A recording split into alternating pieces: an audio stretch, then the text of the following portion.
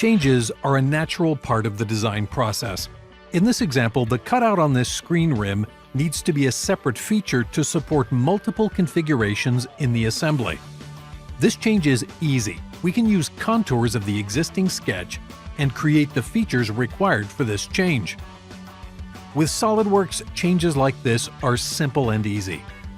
As expected, the mounting holes update automatically. However, the fillets fail. The edge references have changed even though the geometry is identical to the original design.